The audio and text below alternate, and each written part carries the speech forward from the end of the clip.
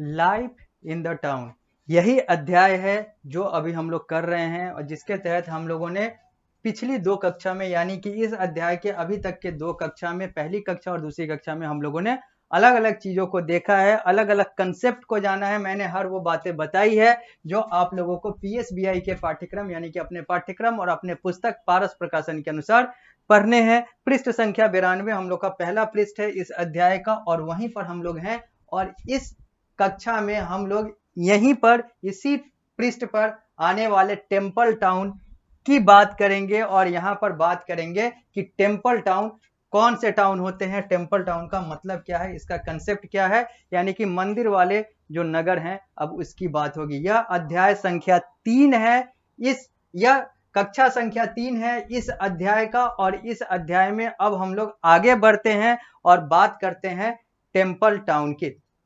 लिखा हुआ है Madurai Tirupati Kanchipuram cities were famous due to the presence of big temple.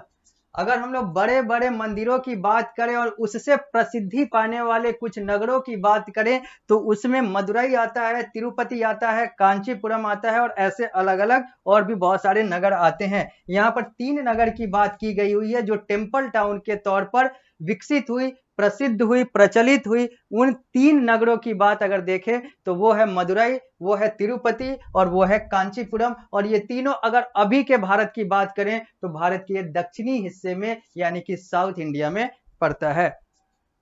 In south, आगे लिखा ही हुआ है, in south the temple were the centre of economic activity due to religious fair, dances, trade.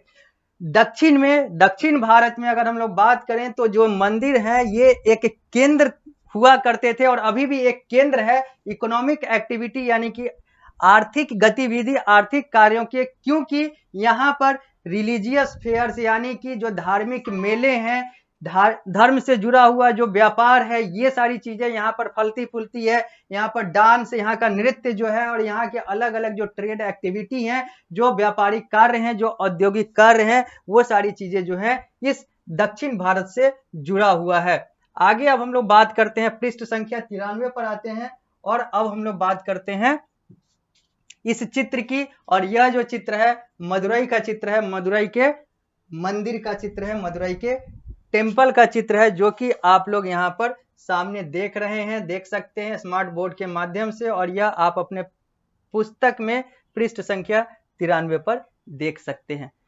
And business लिखा हुआ है Vrindavan, Mathura, Haridwar were also famous for religion.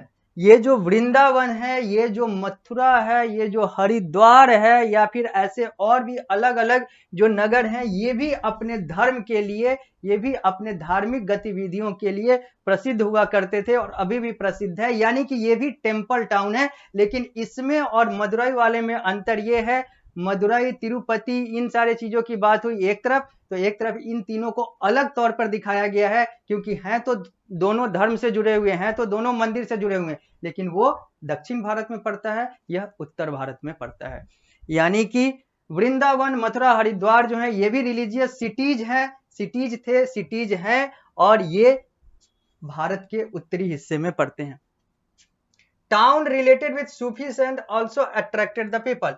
अगर हम लोग सूफीज्म की बात करें, सूफीवाद की बात करें या फिर हिंदू धर्म से बाहर निकलते हुए अगर हम लोग किसी अन्य धर्म की बात करें, इस्लाम धर्म की बात करें जो भारत का दूसरा बहुसंख्यक धर्म है, तो वहां पर अगर बात करें तो यहां पर भी बहुत सारे उदाहरण मिलते हैं, जो कि ऐतिहासिक उदाहरण मिलते हैं जहां पर धर्म के आधार पर नगर विकसित किए गए। कुछ ऐसे नगर हैं जो धर्म के आधार पर विकसित हुए, जिसमें बहुत बड़ा उदाहरण आता है अजमेर का। Ajmer attracted a lot people due to the presence of दरगाह। दरगाह के कारण अजमेर जो है वो प्रसिद्ध है। अभी अजमेर जो है भारत देश के राजस्थान राज्य का एक हिस्सा है और ये दरगाह है ग्रेट सूफी संत मोइनुद्दीन चिश्ती का। मोइनुद्दीन चिश्ती का दरगाह अजमेर, और अजमेर जो है उसी दरगाह के लिए फेमस है। यानी कि ये भी धर्म के आधार पर, टेम्पल नहीं, मॉस्क या फिर कहें तो इस्लामिक रिलीजन, मुस्लिम धर्म के आधार पर ये भी एक विकसित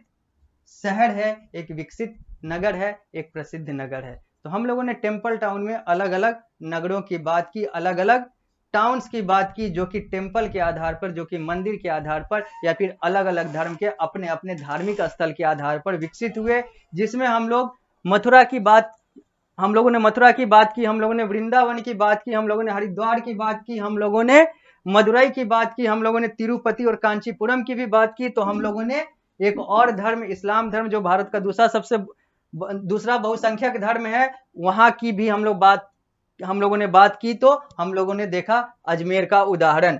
अब हम लोग बात करते हैं गैरिसन टाउन की, यानी कि सैन्य दुर्ग की बात करते हैं। गैरिसन टाउन को हिंदी में सैन्य दुर्ग कहा जाता है, यानी कि सेना का किला। अब हम लोग बात करते हैं गैरिसन टाउन की। लिखा हुआ है garrison town developed near the big town where the soldier lived. Garrison town बड़े बड़े नगर के आसपास बसाए जाते थे या फिर बनते थे जहां पर सेना रहा करता था।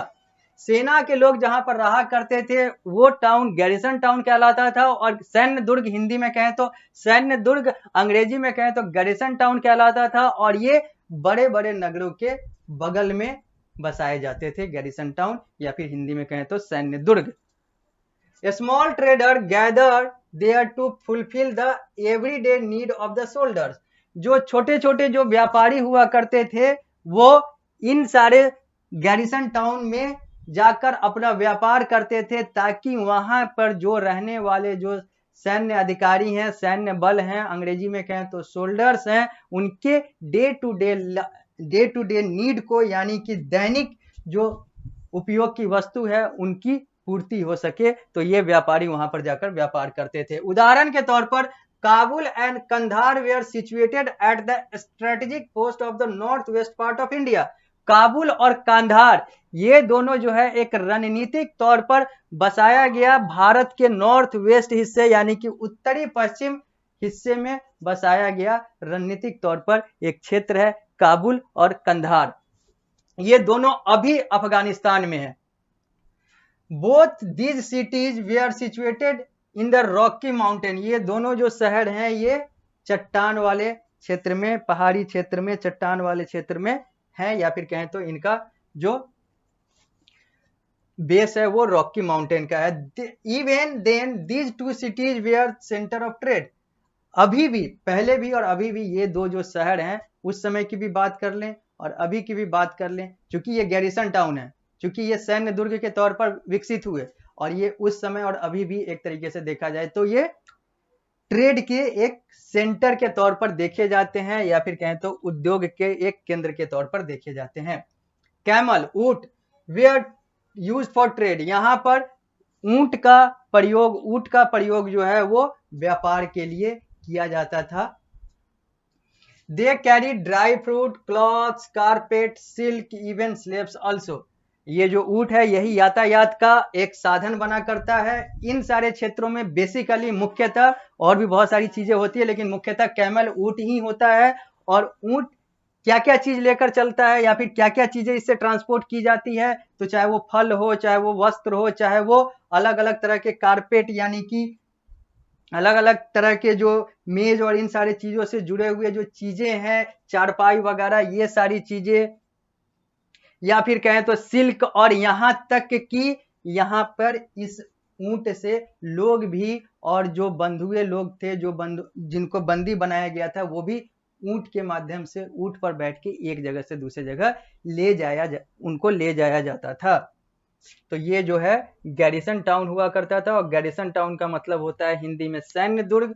और सैन्य दुर्ग जो है वहां पर सेना के अधिकारी, सेना के लोग, सैन्य बल रहा करते हैं। वहां पर छोटे छोटे व्यापारी जाकर अपना व्यापार करते हैं, ताकि उन लोगों के नीड की पूर्ति हो सके, उन लोगों की आवश्यकता की पूर्ति हो सके और नीड फुलफिलमेंट हो सके। हम लोगों ने इसमें दो उदाहरण देखा, काबुल और कांधार, जो अभी अफगानिस्तान में जा चुका है।